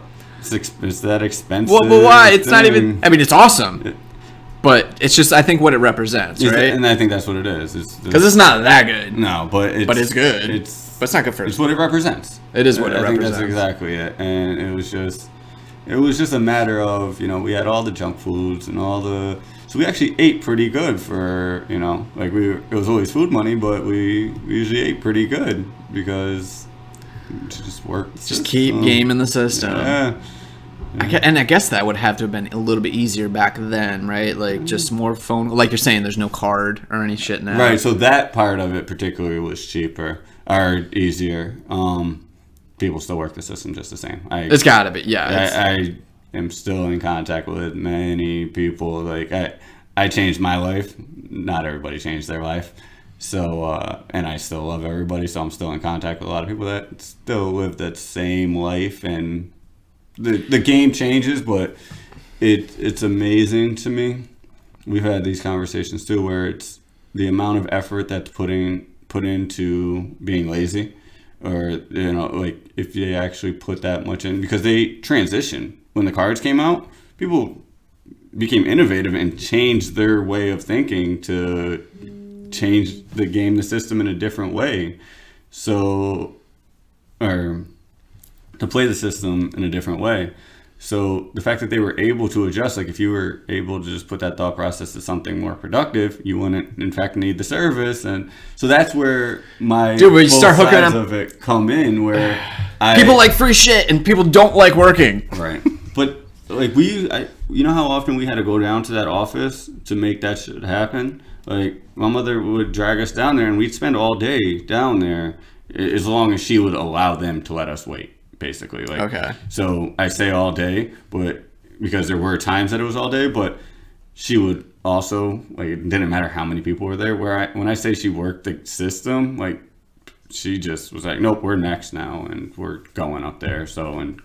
But we would go down there so often, we would go down the heap, regularly to get them to pay the bill and do the sob story and, that, all of that. So it was just like, that's a process. That's an energy. That is a lot of mind capacity being used on these efforts, that it's like, where I look at it now and I'm like, if we just did something different, and it would have just been different. Get those days back, right, which turn into weeks, which turn in. Right. It's the concept of like compounding interest, right? Like if you get more efficient with your time, put more energy towards the things that matter, and do that every day, you're gonna get in a little better, a little better, a little bit. But that's so hard when you start to have nothing, right? That's so hard to see how the hell do I start? I have nothing. I don't see any. There's nothing incrementally improve upon. Like, the odd and end jobs. So she always, up until like I was like 12, and then she hasn't really worked since. But, up until then, she always had, like, the odd and end jobs that weren't careers by any means. They were just jobs, So, but it was never anything that could amount to anything. So working the system, I guess, was the smarter route. The most obvious way. Right, like if I can go work here for, minimum wage for 30 hours a week, or go work the system for 30 hours a week and get, $300 for food, my electricity paid, my rent paid, where this would have just bought us half the food. I guess that's, then that's a whole nother conversation of why it's set up like that. Like, it's set up for failure, but that's a whole nother. We're not cracking. We're not solving that goddamn problem. There's so much human nature there to try to. I remember being grossed out in college when I had roommates and other just classmates that when you're in college, you're not making any money. These people would file for unemployment or get food stamps. I'm like, wait, we're in college. Like, what? You're getting food stamps? Why? That's not intended for you. No, but I can get it. And it's like, okay, gross. Like, I wouldn't even have much of a comment on it. I'll just be like, oh, I feel gross talking to you now. Like, we have food here. Right. You're in college. This is for the families, the little kids. Like, work. This is not the spirit of it. Right. Well, and that's where I lie on the entire issue is I believe it is a necessity in the fact that in what it was originally designed to do. It was while you're in between jobs, this is here to help you out. It has now become a dependency where it's just, oh, that's all I'm going to do. So I do think it's very necessary for that hard-working person that goes to work, gets laid off, doesn't, because of the way the system is set up or the structure is set up, there's no savings in most families, right? There's no, you get a month or two maybe. I think the stat I saw recently is like 70% of Americans don't have, like, it was a silly number, like $1,000 or $2,000 in their bank account. Right. Like, what? Like, in case of emergency, like emergency funds. But that's, and then even it's a big number. It was a big number. Even that's getting you a month or two. Right. Maybe. So everyone's check to check. So I get it where it should be there for that in between, that buffering to say, okay, boom, you're out of a job. You're going to work your ass off to get a job this month, or, then you have 2 weeks before you get paid again. And then that helped you there. It has become something that people just sit on. Not everybody. There's still a lot of people I know that I know people. So I'm not against the entire system. Like, I know people that use it right now in between jobs and in between a transition, and I don't have a single judgment against that. It's fine. That's survival. Good for you. Yeah, get food for the family because you've put tax money into it. You've worked for it. You're gonna work there. It's not your end all. Then there's a portion of people that it's this is just what I'm doing now, and that's it becomes generational too. If I'm talking about my family, I have the aunts and uncles who, as a little kid, I saw them food stamps, whatever it was, whatever money they were collecting and getting, and then they never got off of it. And then when their kids grow up, my cousins grow up, and they started getting hooked on it because they've been hooked on it their entire life. They see it like, oh, that's a way to get some free shit.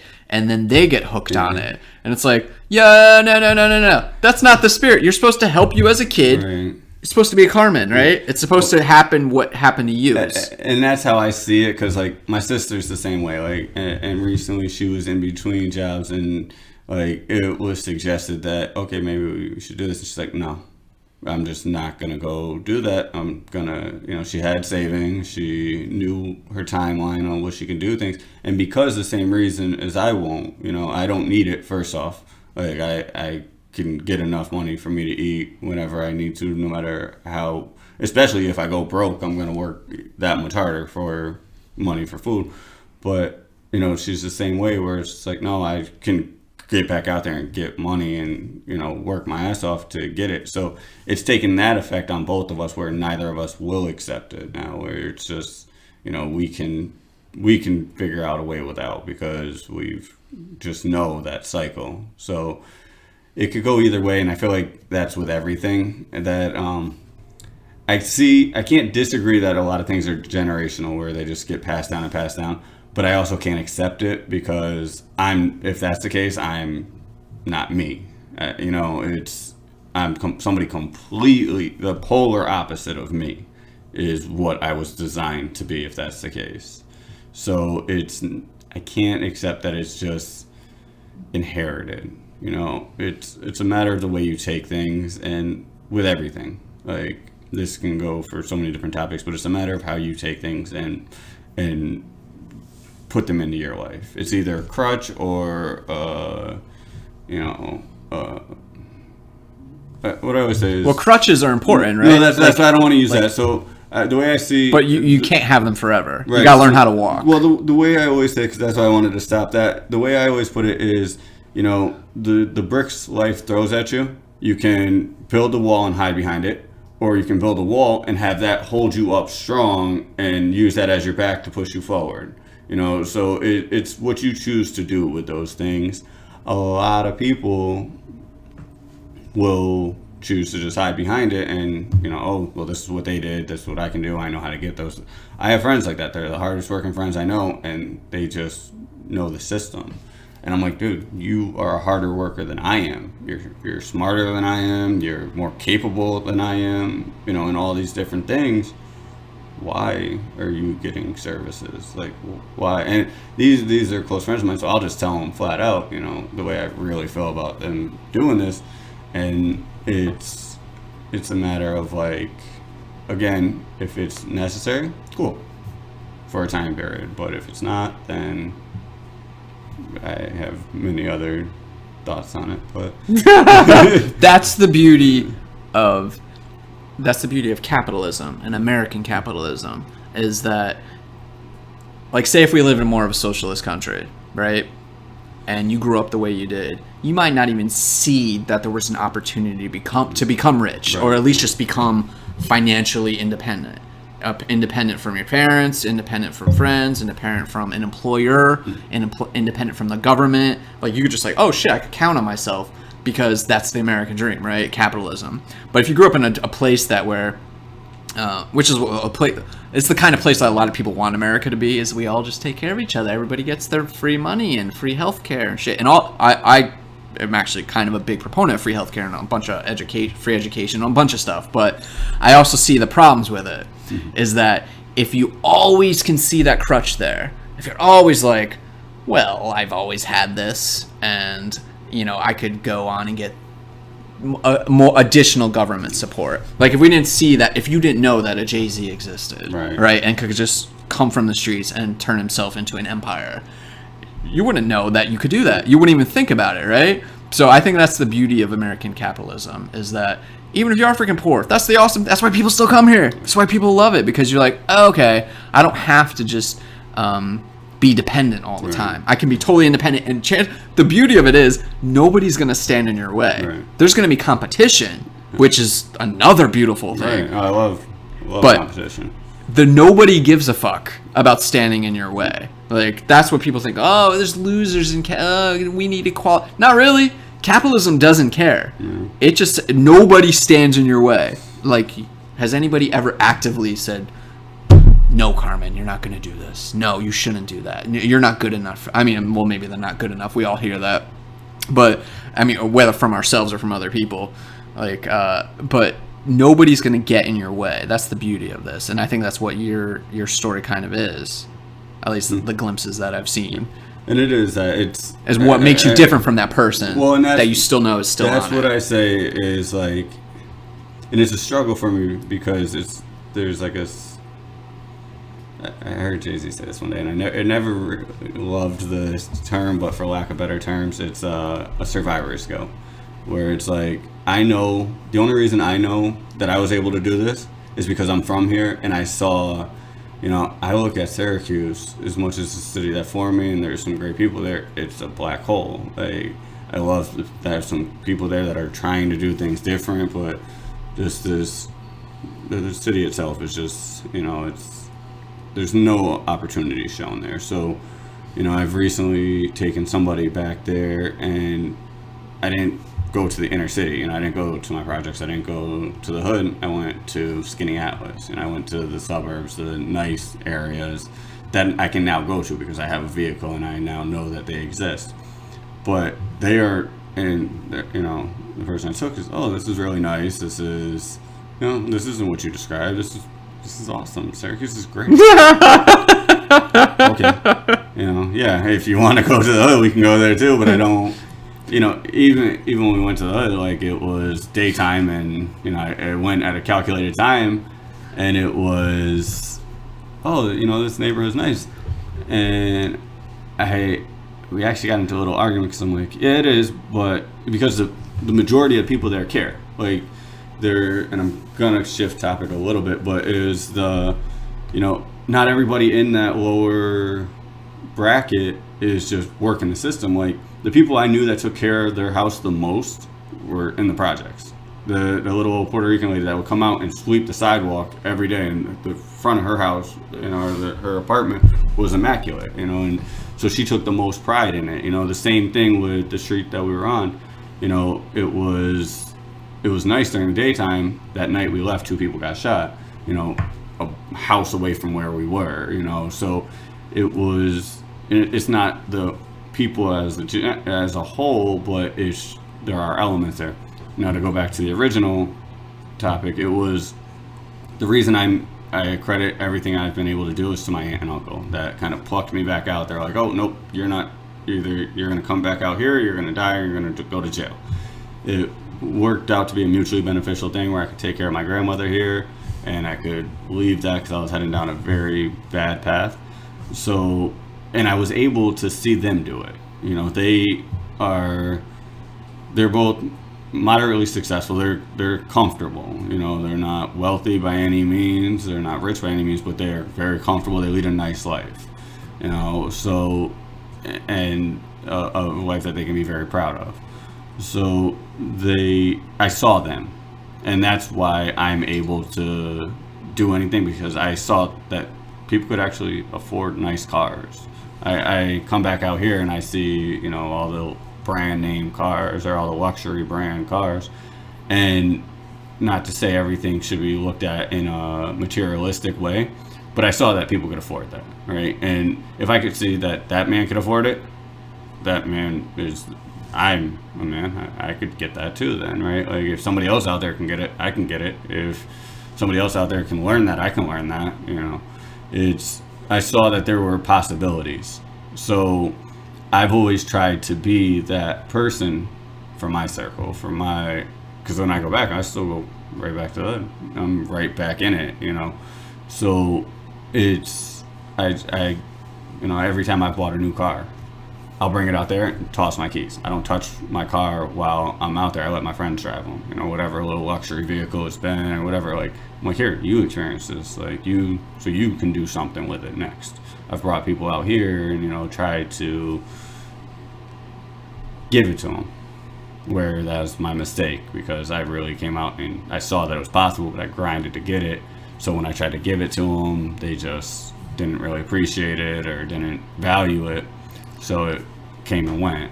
So the whole point of it is, though, just knowing that there's opportunity available, and then you get it. Then it's your choice. You got to see it, right? But you got to know that you got to make that choice possible. Like, you got to say, okay, this is here. I want that, so I'm gonna go do this, and that to get to it. But if you don't know that that's there, you never know that you want that. Then you're just in the life that you're in.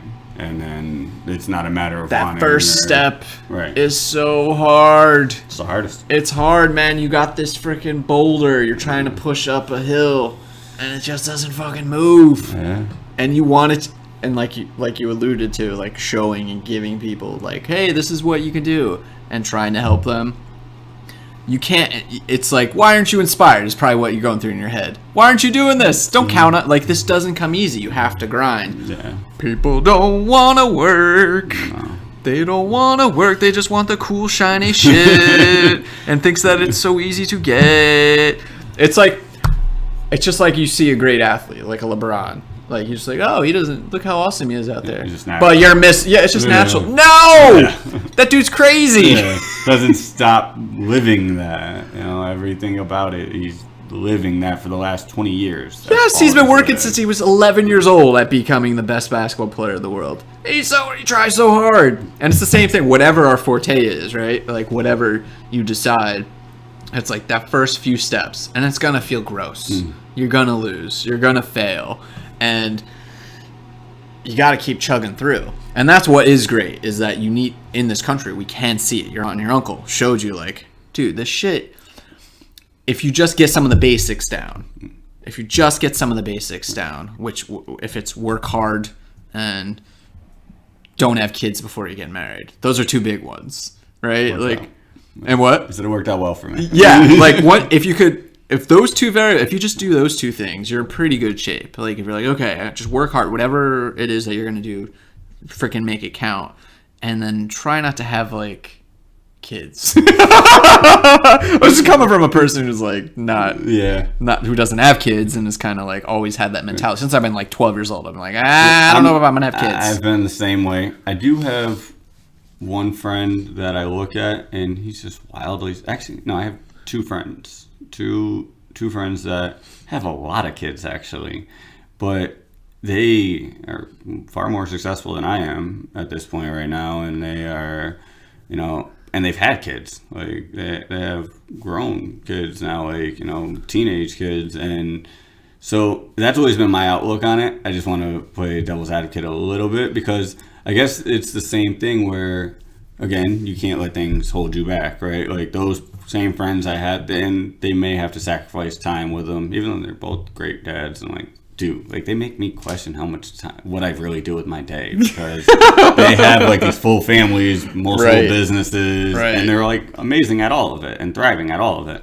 But it does, it's a matter of what you do with it. Like so if you want that path, that's fine. Like I don't want that path, but I can see why people do, or I can. Well, I think kids can inspire some people. Well, right? That's what I mean. So it's like you hear that story, that cliched story, right? That the guy and the girl that didn't have, it changed my life. I became a better person because I totally anticipate that if I were to have a kid, I anticipate like, okay, yeah, I would totally change my life. I know that. Right. I would totally be like, I'm all in on this little bastard. Like we're going to get this right. And I'm going to have to work even harder. I'm going to have to really focus and really work hard. So I think there's some people that take it that way, right. But then there's other people that are just like, oh my God, I haven't figured. But you have to be really sure who you are before you can have a kid. Back to the wall where you have the bricks, and you have all these life elements within the bricks, and it's like, okay, these kids are now I got to work 10 times harder, or I'm tired, I can't do this, I can't take this risk because I have to pay for this or pay for that. When in reality, you have more reason than ever to take a risk because you have to make it happen now in a bigger way. Like that regular job just isn't going to cut it. That thing that you were doing before isn't going to cut it now that you have an extra mouth to feed. So that's why I say that kind of covers so much of life, because it's with whatever it is. You get fired from your job, yeah, that sucks. But if you've been wanting to open up a barber shop or opening up doing something else, you're a step closer to doing that. Now you don't have anything else holding back your time. Obviously, a financial thing could be said to be the biggest challenge of anything, right? But once you get past that, and there are ways of getting past that, whether it be collecting bottles and cans, borrowing money from the few people that might have some money. Put a barbershop chair in your apartment. Exactly, as a start. And then starting doing that. So that's what I mean. Like there's ways to do it. It's just how you take anything. It's all on you. Like no matter what it is, it doesn't matter. Same goes for success. When you say, "Oh, I have this huge success," because every time I have a success in it, I have far less emotion about that success than I would about a failure. Like where I like it, it's cool, it's exciting, but it doesn't mean I have to stop working now. It doesn't mean because my bills didn't change because of this. It didn't. I now have more responsibility, so I need to do more with this than just accept. Good, I accomplished my goal. Big deal. Like I this was my plan. Right. The plan worked, great. But then when it doesn't work, it's like, oh man, what's wrong with my plan? Right. What did I do? But then you have to work harder. So in both of those respects, failure or success, you have to work harder. Kids or no kids, you have to work harder. You can work harder without kids, or you have to work harder with kids. Job or no job. It's all on how you take your elements of life. And that's liberating as hell, isn't it? It is. It's like, whoa, I'm in control. To me, that's the only feeling I understand. I can't understand that other comfort. And this is a conversation I feel like we've had many times, but the comfort of a job. It's so uncomfortable to me. Not only do you there's the basics of what's uncomfortable, right? That everybody says, hate my boss. I know so much more than that guy, or hate traffic in the morning, or hate that I only get 30 minutes for lunch, or hate what I get paid, or hate that I have to be in this set confined place for this many hours of my life. That is all irrelevant almost to me, because the biggest discomfort to me is the fact that if that business goes out of business, you don't have a job. There's nothing stable about that. Some of the biggest institutions in this country have crumbled. 100-year-old institutions have crumbled. So yeah, if you were in it for the last 98 years, yeah, there was some stability there. But if you were that guy that just came on and you're like, I'm going to devote the next 40 years of my life to this. You know what? I'm going to be a coal miner. I'm going to be in the steel. Hey, you might have a chance now. Well, actually, yeah, maybe you do. Maybe you are doing okay. But, it's, so there's no, to me, and I get, don't get me wrong, I get where, benefits, all that, retirement plan. I get on paper. I get it. I get on paper where it sounds great, but it's not real to me. It's real to other people. So I only want to speak to my own personal. Well, I think you speak to a lot of people would understand that, but most people are just too afraid. Right. In a restaurant, and I think I wouldn't have this conversation too loud because I don't want to offend people around me. Right, because that's the majority of people. Right, and the majority of people do not like their jobs. There was a stat I saw fairly recently, a survey, and it was 33% or something hated their jobs, and like you said, hated their boss. Mm-hmm. There's just I can't fucking do this. I can't stand this. And then there's 45% or something that just said, they're okay with it. Not excited, but they don't hate it, but they don't love it. So that means, and then the remaining 20% really like their jobs. And I don't know if that broke down for employers or if that 20% were people that have their own businesses. I don't know. I think this is probably an employee or no, it probably took it. It seemed like it was comprehensive that it took in entrepreneurs and everyone. But I think most of those people in that 20% were the people that were doing their own thing. Right. So that means roughly 80% of people do not love what they do the majority of the time of their lives. Because even if you work a minimum 40 hours a week, that's most of your waking hours of the week. What? Yeah, because then you have to prepare. You have to say you work. You get up for work. You have to be to work at 6 a.m. So then you have to go to bed at 7 p.m. or whatever time it is. So then you're having your dinner at 3 or 4 or whatever it is. That's your whole day right there. You're not going to the park with your kids. You're not. Again, I do have. You're not reading a book. No, you're not. When you working out, right? You're not. And depending what you do, depending what you do.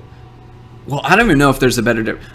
See, I've done manual labor and office jobs, and since I've been 15, and I would say the office job is just more exhausting because you're just sitting there. You're just your butt. There's nothing energetic about it. You're just sitting, okay, or just terrible, awful stuff. The manual labor jobs I had, and they were really in Florida, most of it, and it was lifting and grind. But still, at the end of the day, I don't know that I could really work out. I don't know if I had energy to read a book. I don't know if I had energy to try a new interest. It was basically whatever that was, it just burned me out. I'd just sit there and watch TV.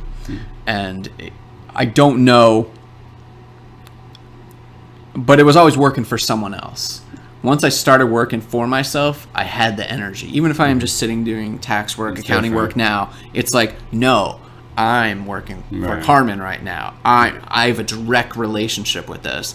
But when you start working for a company and an employer, what are you directly connected to? That's the problem I always had.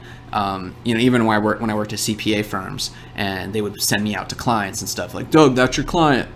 Doug, that's your client. Go treat them nice. Like I was their point guy, but I still felt like they weren't writing the check to Doug. No, until you got sick and it was somebody else's client, or until I left, it was someone else's, and then it was somebody else's client the next day. Yeah, there was no permanency to it. It was always, no, this is under the company, and you're just a representative of the company, and that always felt unfulfilling to me. I'm like, okay, this is better than not having a relationship, because I'm a relationship dude, and you are obviously too, Mr. Club Scene, which is all about relationships, right? Probably any sort of selling, I imagine, of like that kind of short term, So yeah, like I would feel very unfulfilled. I'm like, okay, how do I make this so I give a fuck? I'm like, all right, I got to try to just get my own clients. I got to get away from the firm and try it on my own. So that's when I don't want to say it was enjoyable, but because it's not really that enjoyable. It's still mind-numbing, silly, dumb work that AI is going to take over in a year now, But having the connection, sitting with clients, discussing problems, having some ownership of it was fantastic. Like I would describe that as like, oh yeah, I love doing that. Mm-hmm. But then there's the other part of it. It's like, all right, do the math and the organization and put all their stuff together, and something that nobody is excited to do. Which is going to come in any job, but fortunately you get those other elements of it. Like that tediousness is going to come in anything. Like I have all the freedoms in the world with my position. I aside to a fault almost, I was explaining my schedule to somebody recently, and I realized how much free time I have on my hands. Because I did I spent January doing all of my numbers and all of my planning for the year. So I know everything I have on this year. I know everything I have going on this year. So really, my schedule is extremely loose. So aside from a few hours a week that I have to be in set places, I'm good. Even though I have work to do every day, if I want to, you have tomorrow off and that's your only day off, so you want to go do something in the day, I never have to ask somebody if I can go do that. I can just move the thing I have to do during the day, the paperwork I need to get done. I can move until the morning and do it before I go, or move it to when I get back. And I know I have the discipline to do it. That's a whole nother thing of having the discipline to actually work for yourself. But it's that freedom. It's not always the best money. Sometimes I'll make, I'll look at it like, oh, I'm getting paid like a doctor or a lawyer gets paid. And then sometimes I get paid what McDonald's gets paid, but it's, and overall, I do well with it, and because I'm willing to work at it. But it's that freedom there, it's the best feeling. But it comes with the tediousness too. I still have to do a bunch of numbers. Of course, have to do all the paperwork. You want to do that. You want to be able to do that though, because right, it's yours. It's not a bad thing when doing that buys me all my other time, where I never have to be concerned with anything. I typically don't take the time to do anything because I just enjoy, always being in the move of the work and the grind of it. But I can if I want to. If somebody really wants to go do something, all right, fine, let's go do it. You said, well, this podcast is an example. Right. Fuck it, let's go talk. Yeah, one in the afternoon. I'm like, okay, sure. you said two words that... And not have to be on a time schedule. I'm here until we stop talking. Yeah, I probably got to leave soon. I got boxing to go to. Oh, yeah, I got to leave, probably really soon. So we could wrap this up. Like I said, we are on a time schedule. We are on a time schedule just because I want to go I didn't know. I want to go hit some shit. No, yeah, you hit two words. I got my nephew for Christmas... Or I'm sorry, his birthday, 14-year-old nephew. I got him a book called Discipline Equals Freedom. It's written by Jocko Willink. I think he was a Navy SEAL, just a crazy badass special forces killer dude. He has his own podcast, and he's a crazy person. Every morning, his Instagram page is entirely of him showing his watch at what time he's at the gym. Most of the time it's 4:30 in the morning, and he's insane. So I bought my nephew this book, Discipline Equals Freedom. You gotta be disciplined. Discipline. It used to be a bad word to me. No, discipline. I'm gonna discipline you. It was always that context. So the idea of discipline has always been kind of like, ugh, do I really want discipline? Like I'm struggling. Well, I struggled, still struggling, because discipline is something that I still have to continue to get better at.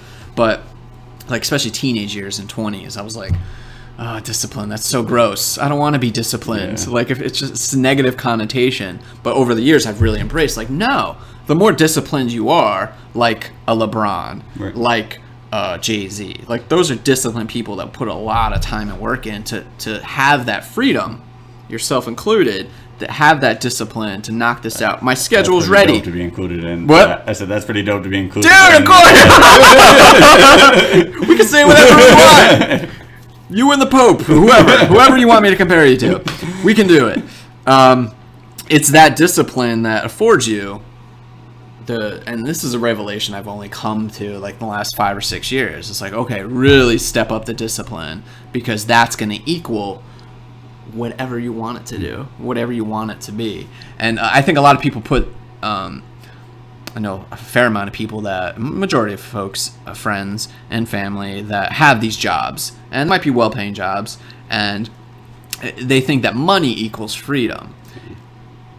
Kinda, almost, like you're almost, it's sniffs of freedom, but it depends how you're getting that money. Exactly. That's the big key. It's not the money itself that creates the freedom, because if you are just a high-paid person at a 9 to 5, all you have is that 1 week a year or your weekends to spend that money. I don't have as much money as some high-paid people.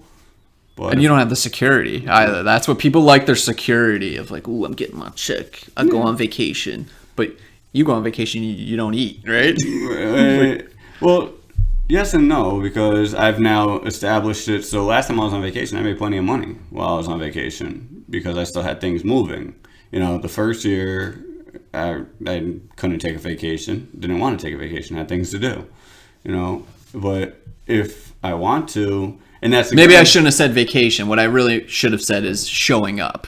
Like you still showed up, so you could technically go on a vacation. You showed up to put the pieces in place, you could make money while on vacation. It gives me the freedoms to choose when I want to do it, because, you know, I guess there's other disciplines I need to have, because if I wanted to do something this way, I could just adjust myself to have to do it that way. You know, I'm not saying I'm going on vacations all the time. I'm not. There are people I see going on vacations all the time, and I wonder how the hell they do it, because they're not like 9 to 5 job people, though. They're, you know, whatever, a lot of hospitality people, but because that's an industry that has a lot of freedoms to it too. But it's not exactly money that equals the freedom. Money buys you nice things and buys you the nice experiences, but the freedom of it is being able to do this at 1 PM and not have to ask anybody permission. It's the time. Yeah, it's the time. The time is so important. Like, that's it. As far as we know, we only get one chance at this shit, right? Right. Like, so, this is it. Like, so I got several friends who are just like, I'm just gonna save this money, retire, and just work my ass off for 20, 25 years, and then I'll be retired. I'm like, but what about now?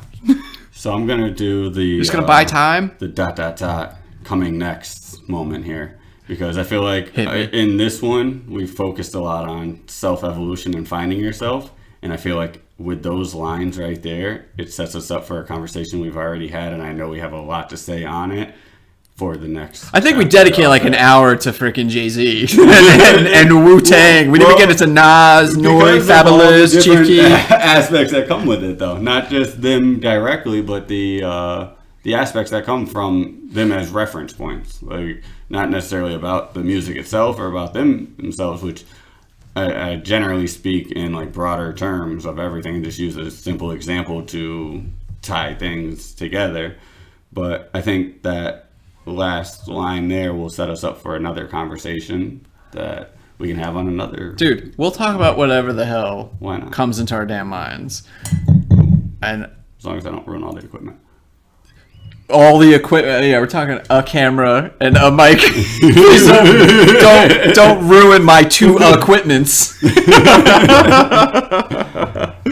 Yeah, this is fun. I should probably go and box. Yeah. Because I missed it yesterday because of the snow. And, dude, you see the big... Did I tell you that the big branch fell down? Yeah. Yeah, I made the news today. That was really fun. All right. This was a fun talk. Yeah, obviously, we'll do it again, brother.